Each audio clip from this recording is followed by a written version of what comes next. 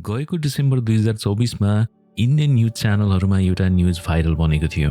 Yamanaka राष्ट्रपति रसद all अलमीले भारतीय नर्स निमिषा प्रियाको क्षमा याचनालाई अस्वीकार गरेका छन् र 30 दिनको समयको सुरुवात भइसकेको छ। यी 30 दिनहरूमा एक समय इन्डियाको केरलाबाट आशा र महत्वाकांक्षा बोक्दै यमन आएकी निमिषा प्रियाले अब मृत्युदण्डको सामना गर्नेछिन्। कारण उनले यमनी नागरिक तलाल अब्दो मेहदीको हत्या गरिन्। तलाललाई उनको यमनी कानुनी श्रीमान पनि भनिएको छ, तर उनी केवल तलालको मात्र श्रीमती होइनन्, उनका वास्तविक श्रीमान केरलामा पनि छन्। अनि अहिले फेरि अर्को समाचार बाहिर आएको छ जसमा भनिँदैछ यमनका राष्ट्रपतिले निमिषा प्रियाको मृत्युदण्ड अनुमोदन नै गरेका थिएनन्। यमनको भारतमा रहेको दूतावासले जानकारी दिएअनुसार पुरा मामिला यमनका हाउथी मिलिटियाको नियन्त्रणमा छ। निमिषाको मृत्युदण्डको सजायमा यमनी राष्ट्रपतिको कुनै पनि हात छैन। संसारभरको ध्यान अहिले निमिषा प्रियाको कथामा केन्द्रित छ, तर विचारहरू भने विभाजित छन्। के उनी अन्यायकी शिकार हुन् जसले न्याय पाउनुपर्छ, वा उनी क्षमाको योग्य नभएकी एउटा हत्यारा हुन्, एक कोल्ड ब्लडेड किलर? आज हामी निमिषा प्रियाको जीवन कथा लिएर केही कथाहरूमा आएका छौँ। निमिषा को हुन्, उनलाई किन मृत्युदण्ड दिइँदैछ र के यो न्यायोचित छ छैन त्यसलाई बुझ्ने प्रयास गर्नेछौँ। साथै निमिषा प्रियाका दुईजना श्रीमानहरू कसरी हुन पुगे र विभिन्न एक्टिभिस्ट, सरकार, परिवार, आफन्तजनहरूले निमिषालाई मृत्युदण्डबाट जोगाउनका लागि काम गरिराख्दाखेरि उनी बच्ने सम्भावना कति छ र निमिषाको भाग्यको निर्णय गर्ने वास्तविक शक्ति कसको हातमा छ, त्यो आजको एपिसोडमा हामी केलाउनेछौँ। कथा राम्रो लागेमा शेयर, सब्सक्राइब र कमेन्ट अवश्य गर्नुहोला। र कथा सुरु गर्नु अघि आजको एपिसोडमा हत्या, हिंसा र मारकाटका घटनाहरू भएको कारणले गर्दा यदि यस्ता विषयले तपाईँलाई असर गर्छ भने कृपया भिडियो नहेरिदिनुहोला, स्किप गरिदिनुहोला। तपाईँ हाम्रो भेट अर्को कथामा, अर्को एपिसोडमा हुनेछ। लागौँ आजको कथातर्फ। निमिषा प्रियाको जन्म केरलामा भएको थियो, जहाँ उनको परिवारले दैनिक गुजाराका लागि सङ्घर्ष गरिरहेको थियो। उनका आमा बुवा दैनिक मजदुरी गर्ने श्रमिकहरू थिए, तर सानो उमेरमै निमिषाले ठूलो सपना देखेकी थिइन्। उनले आफ्नो अध्ययनमा उत्कृष्ट प्रदर्शन गर्छिन् र आफ्नो स्थानीय चर्चको आर्थिक सहयोगमा नर्सिङ डिप्लोमा पनि पूरा गर्छिन्। सन् 2008मा मात्र 19 वर्षको हुँदाखेरि निमिषाले आफ्नो परिवारको आर्थिक स्थितिलाई माथि उठाउन र राम्रो भविष्य बनाउनका लागि यमन आइपुग्छिन्। उनले यमनमा रहेको साना भन्ने सहरको सरकारी अस्पतालमा काम गर्न थाल्छिन् र सन् 2011 सम्ममा उनको कडा परिश्रमले उनको पारिवारिक आर्थिक स्थितिमा सुधार आउँछ र उनी भारत फर्केर टमी थमस, एक अटो रिक्सा चालकसँग विवाह गर्छिन्। विवाह पश्चात उनीहरू सँगै यमन फर्किन्छन् र आफ्नी नवजात छोरी मिसेलसँग जीवनयापन गर्छन्।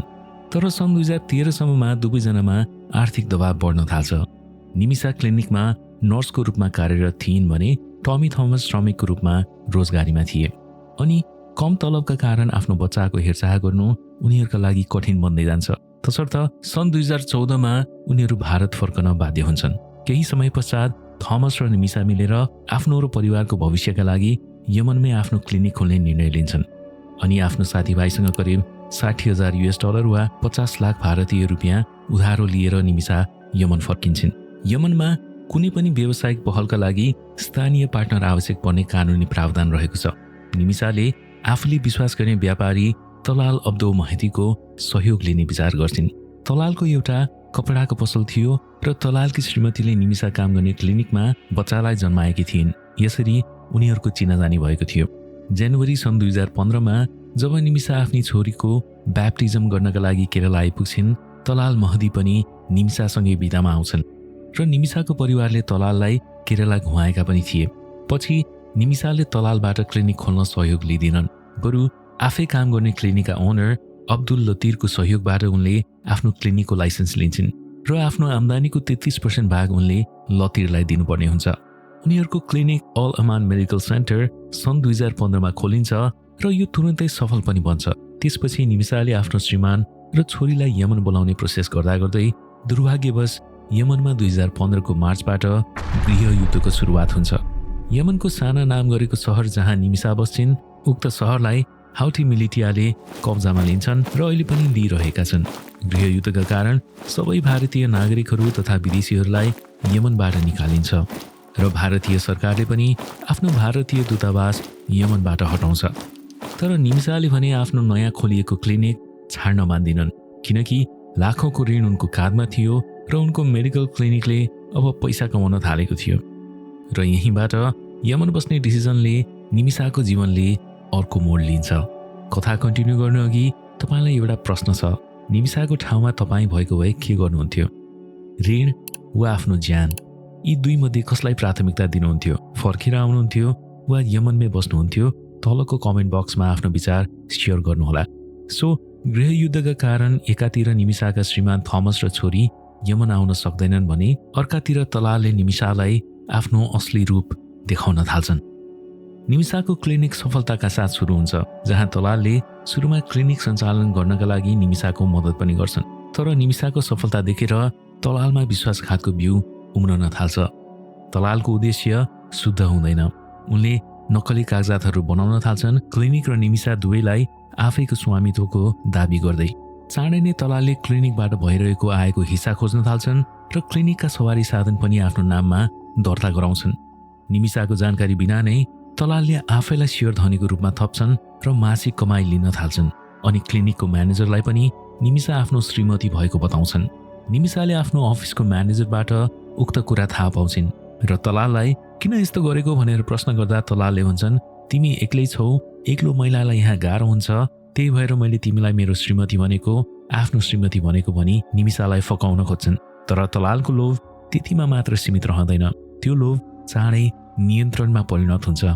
उनले निमिषाको पासपोर्ट जफत गर्छन् र आफ्नो बुबा लगायत अरू बाहिरी व्यक्तिहरूलाई पनि उनीहरूको विवाह भइसकेको छ भनी विश्वास दिलाउँछन्।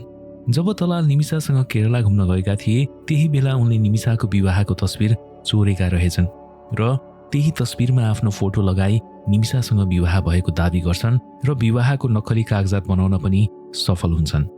तलालले निमिषालाई कुटपिट गर्न थाल्छन्। निमिषाको सम्पत्ति कमाई यहाँ कि निमिषाको क्लिनिकलाई पनि आफ्नो नियन्त्रणमा लिन्छन्। जब निमिषाले विरोध गर्छिन्, तलालले हिंसा प्रयोग गरेर उनलाई मौन गराउँछन्। निमिषाका पति थमस हजारौं माइल टाढा भारतमा असहाय हुन्छन्। उनीहरूको छोटो फोन कलहरू आँसुले भरिएका हुन्छन्, तर थमस टाढाबाट थोरै मात्र गर्न सक्छन्।